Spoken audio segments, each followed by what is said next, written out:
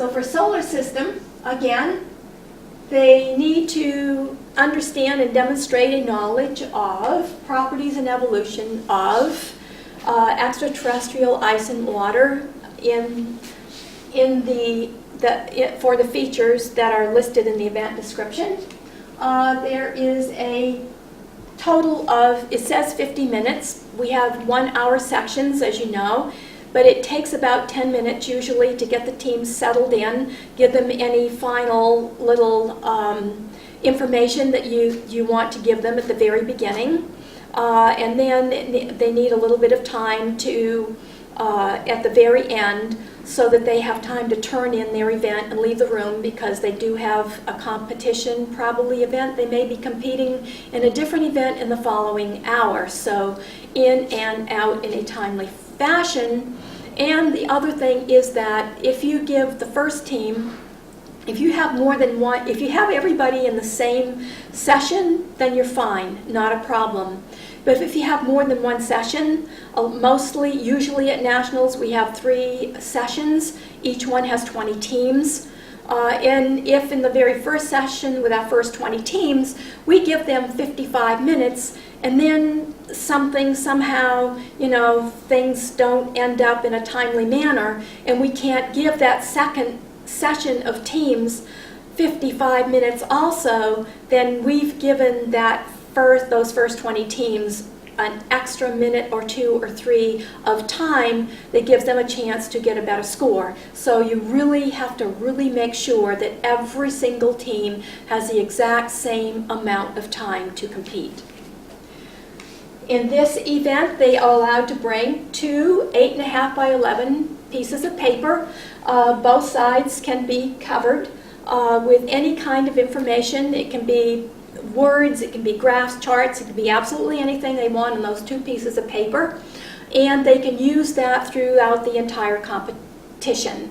Because remember, if you're not familiar with the Reach for the Star topic, usually the resources that are brought can only be used in the second part of the competition, because the first part is always on star and constellation ID and charts and graphs. So in this one, though, planetary science, solar system science, they can use that resource through the entire event. So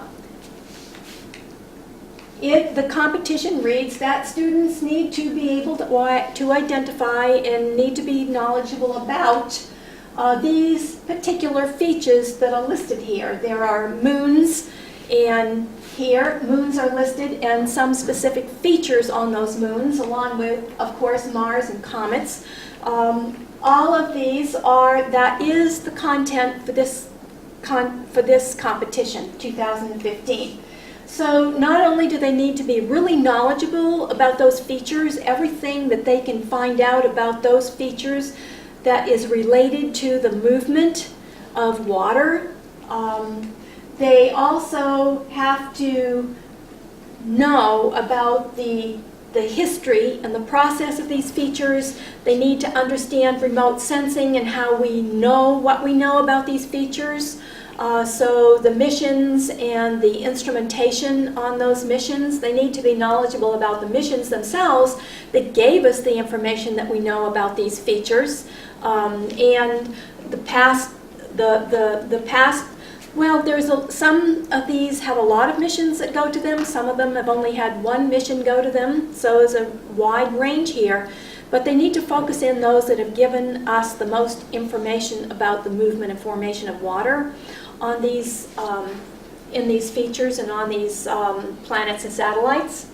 So and of course, habitability is also part of the factor. Within the solar system, we're always looking for, has some kind of organic life form arisen here, and of course we're looking at life as we know it, therefore water-based, which is why water is so important, and we're searching it out everywhere we can. And so that is also part of it. And don't forget that missions, there are also current missions going on, like Rosetta, that everybody's watching right now. Always make sure that you focus in not only on the past missions that have given us the knowledge that we have now, but on current missions and even future missions. So I recorded a webinar for the Solar System 2015 event. It is on the Chandra website, and it is an overview of all the content within the 2015 event description competition. So if you go to the Chandra website and watch that webinar, it will list all of the features, give you basic general information about all of the features and all of the individual sections in the event description for this event. And this year, and this is a brand new resource for the astronomy events, Dusty and his crew, the National Event Supervisor, Dusty, and his crew have put together an annotated solar system event.